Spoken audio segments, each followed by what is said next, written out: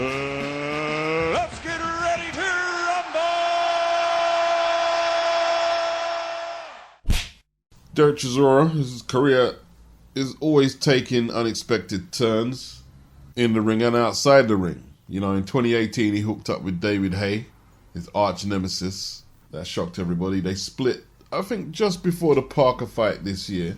And, you know, at 37 years of age, 11 losses, 32 wins, 23 knockouts, he decided to sign up with AJ's 258 management.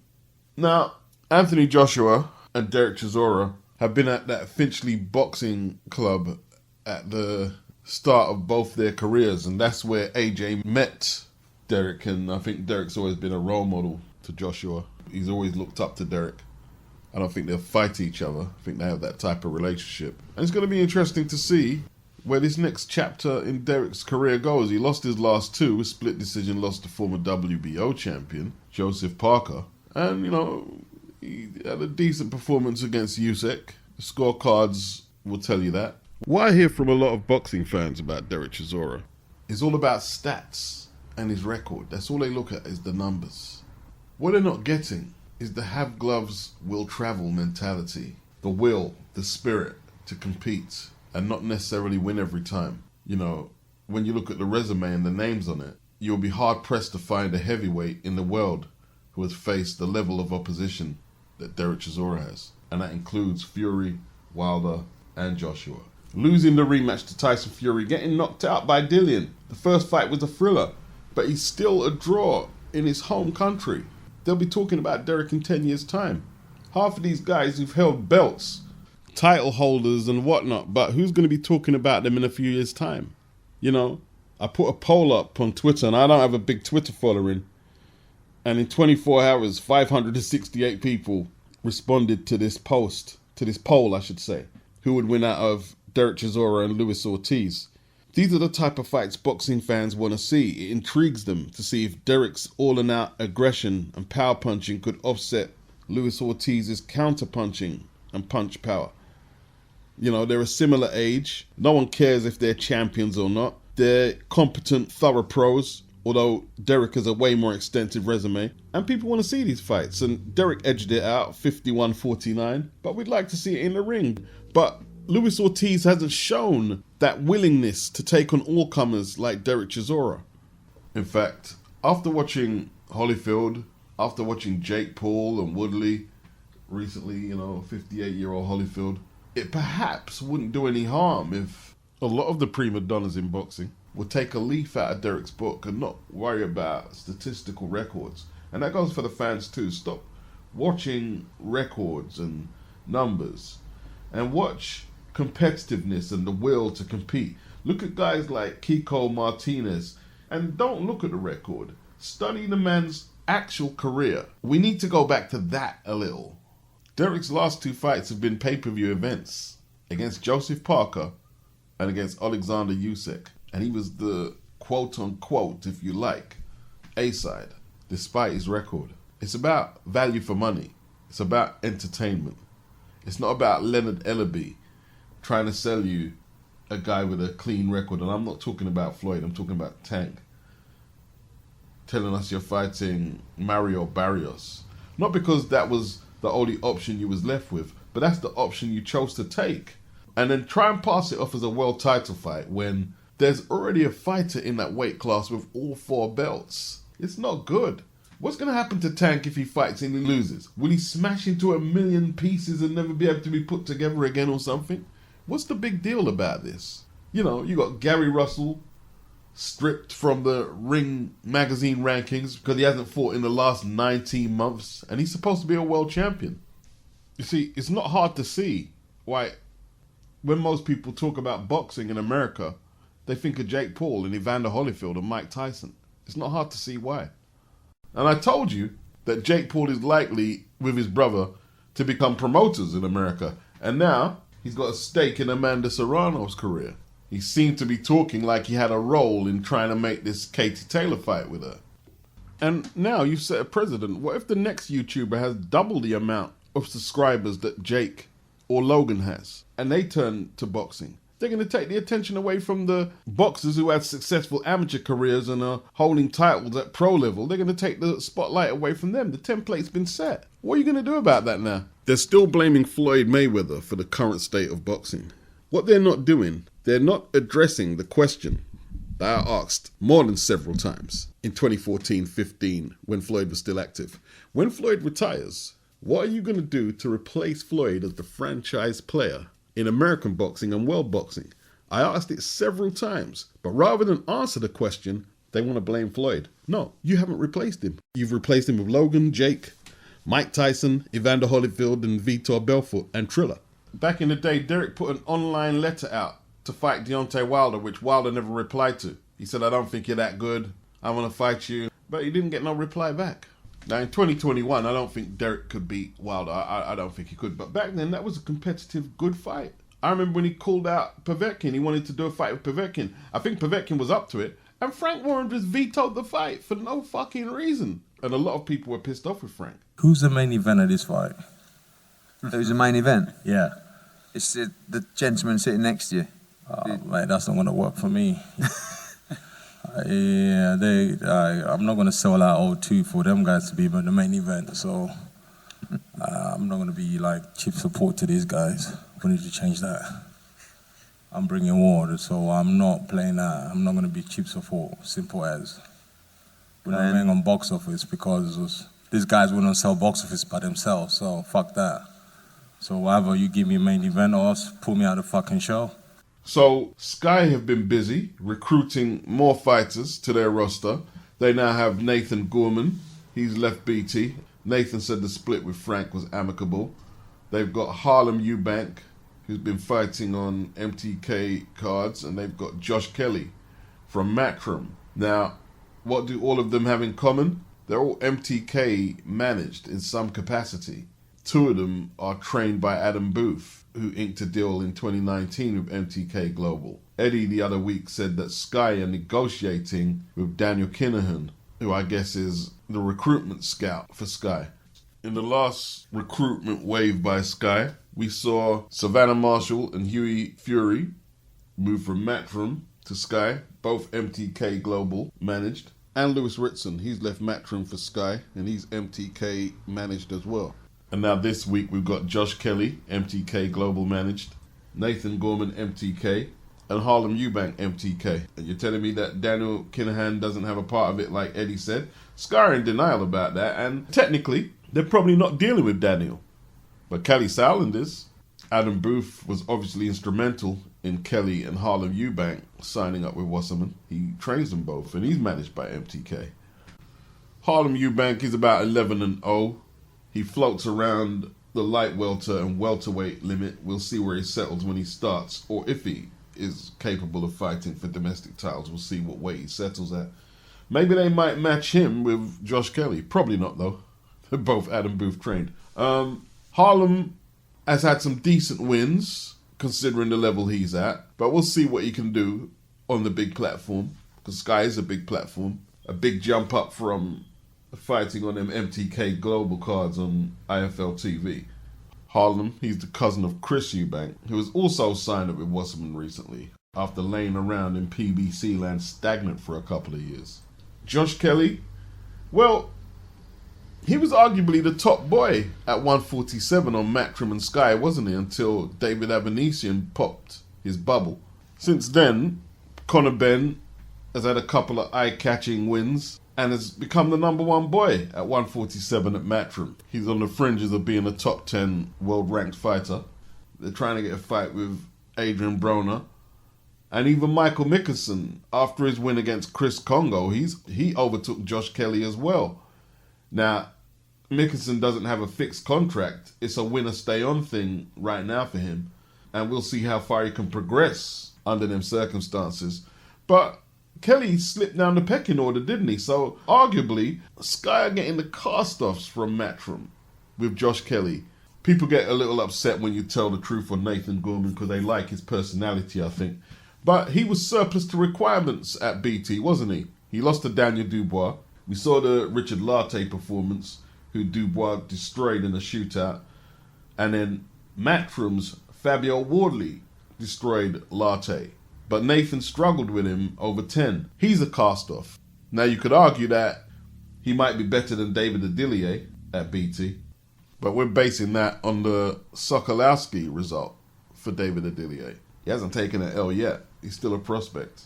Nathan was talking about fighting Fabio Wardley for the British title. That'd be a cross-promotion fight. And he seemed to think it'd be a big fight. Not really, you know, like Fabio has the heat. He's scoring stoppages, which is priceless for a heavyweight, while Nathan is you know, just chugging along, really. I mean, Chris Eubank, he's not exactly a prospect, is he? He must be in his 30s now. He's been on Sky, ITV, Box Nation, the PBC, and he hasn't brought that world title home yet. He won a regular title, I think, with the WBA a few years back. Still calling out Golovkin, still talking about he's the A-side against Billy Joe Saunders. Saunders obviously beat him already, narrowly. But these are fights he's been calling out for 2016. And Kell Brook took the Golovkin fight from him. And the Saunders fight, I don't know. They just seem to troll each other online. But there's not much progress on a rematch, is there? And with Billy asking for $5 million for the Eubank fight, I mean, Sky just ain't going to pay up, are they? I'm going to dust off my crystal ball. It's a long shot, but with Billy Joe Saunders being MTK managed and worshipping the ground that Daniel Kinahan walks on, he might be heading over to Sky with Cali. I mean, I don't think Eddie would be actually crying tears about getting rid of Billy. It's a handful to manage. You saw the trouble he was giving Eddie in the build-up for the Canelo fight, him and his old man, claiming that Eddie was sabotaging them and that he wanted Canelo to win. With Billy looking like damaged goods, I don't think Eddie would be too unhappy if Billy was to head over to Sky, but we'll see. Maybe Cali and Benchilom are thinking, no, they're just not worth the aggro. So, let's get this right. October the 6th, Cambosos versus Lopez. That's only going to cost $20, so that's around £14.99. Not really going to hurt the American boxing consumer's pocket. At least I believe it's $20. Because on Boxing Scene, they're saying it's $49.99 on the Fight website globally. But Wilder versus Fury, that's going to be at least $70 or $80. Alright? October the 9th. And then Canelo and Plant on the 6th of November. That's going to be $70 to $80 at the least on the PBC. So the PBC are going to be taking about $160 out of your pocket. And then ESPN are going to do the pay-per-view for Porter and Crawford. That's a lot of bread you're going to be spending out. And the question is, how many people are going to pay for all three? Or maybe just one or two of them. Maybe all three could be compromised by saturating the market with pay-per-view. So Terence Crawford finally nails down one of the PBC's highly touted welterweight fighters, but it's not Errol Spence. In all truth, Sean Porter is repping the PBC like Errol Spence never could by taking on Crawford. It financially may not do the numbers that a Spence-Pacquiao fight may have done, but it could be a more relevant fight historically for the welterweight division. And if Sean is able to beat Terence or put up a credible performance, can you really say that Spence is the number one welterweight at the PBC still? I mean, he scraped by Crawford. Spence had to pull out shortly before his career-defining fight with Pacquiao. And when he does return to the ring, if he does return to the ring, what happens if Crawford is successful and looks impressive against Sean Porter? Where is there for Errol Spence to go? Can he call A-side on Crawford if Crawford does a demolition job on Porter? Now the IBF and the WBC may allow him to hold on to the belts, or maybe one of the straps might go into the realms of interim. But it's not about the straps, is it? It's about the relevant wins. He missed his opportunity against Pacquiao, and from him proclaiming he was the top dog, it's now all up for grabs. With Manny looking like he's out the picture after systematically being outboxed by Ugas. It's up for grabs. It's all up for grabs. A win for Crawford over Porter will put Crawford's welterweight resume on par with Spence's. Ugas already has a more relevant win at 147 than Errol Spence does. And this is what I keep telling fight fans, especially the fight fans who are extreme fanboys. You need to always remember that the landscape can change on you at any time. And that's what's happening to Errol Spence right now. There can be no more of this oh, you got to be on this side of the street. By November, this side of the street might be Terence Crawford's side of the street. Forget all that I'm the boss talk. Make sure you're ready to take your career-defining fights when you're young, healthy, and relevant. What does this mean for Showtime and Fox, though? They're not getting a piece of this. It's not a dual pay-per-view. It's not Fox and ESPN. It's not ESPN and Showtime. It's just ESPN. And obviously the PBC will be working alongside them. It's a co-promotion, but ESPN, the bigger platform, are going to be the lead in the promotion.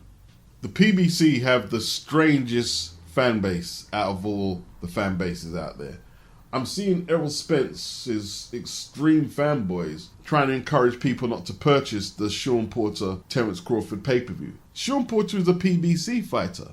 You know, this demographic of fans will be quick to call you a coon and a sellout and all this shit. And they hate on more black fighters, whether they're Bob Arum or Al Heyman related. They hate on black fighters constantly.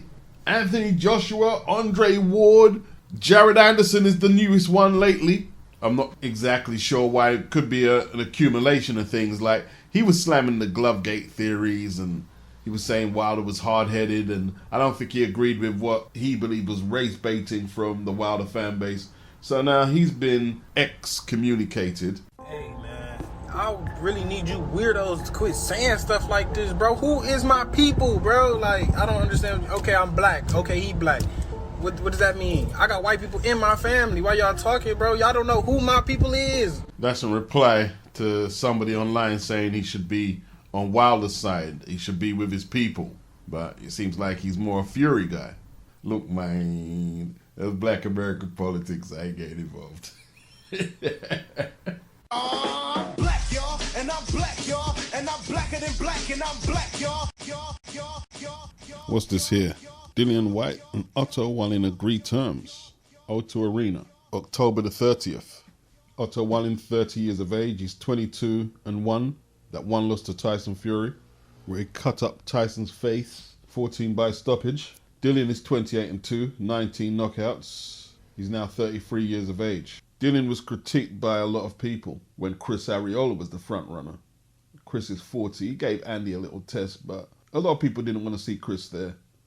And in my opinion, unless you're a major Dillian hater, and he's got his fair share, how can you complain about OTTO Wallin? He's younger than Dillian, gave Fury some issues. One thing OTTO doesn't have, he doesn't have a top 10 ranking, but Mark DeMore does. Mark DeMore has a top 10 ranking, and OTTO Wallin doesn't. So I guess people who hate on Dillian, they're going to pick that out, that OTTO's not ranked. But then again, who was he when Tyson Fury fought him, if that's the case? I can see one ranking for OTTO in the IBF, and that's at number 12. No complaints from me. That would be part of my £7.99 DAZN subscription next month. And that's one good thing, I guess. We don't have to pay pay-per-view for any more Dillian's fights. Do you like the fight, or would you have preferred to see someone else? Let me know in the comment section. I think it's good matchmaking. OTTO is competent. He's big. His credibility comes from the Tyson Fury performance, and people know him. He's not that quick. He's not a big puncher, though. And that could have been a consideration with Dillian waiting for his mandated shot, not to mention the knockout defeat he suffered against Povetkin last year. So I expect a mixed reception greeting the news that this is going to be Dillian's opponent, but it is what it is. A few bits and pieces. Jaime Munguia, Gabe Rosado middleweight fight lined up for late October potentially. Gabe coming off one of the best victories of his career, knocking out Beck, the Eastern European, who was highly touted. Jaime coming off a stoppage victory over Cedar Meta. Munguia will be the favourite to win it, I'm assuming. But Rosado, he's going to want to continue where he left off against Beck. So that's an interesting fight. JROCK, Julian Williams. He's had a long layoff. He hasn't boxed since January 2020 when he was upset by Jason Rosario and lost the straps that he won from Jarrett Hurd in an excellent performance. He's back. His opponent is to be announced, and obviously, you know, it's a joint promotion, Top Rank and PBC. So Top Rank will have Edgar Berlanga on there against the to be announced. Aaron believes that Berlanga might be the only guy who can stop Canelo. What are we talking at 168? So they're both on the undercard of Fury and Wilder, October the 9th. BETERBIEV versus Marcus Browne.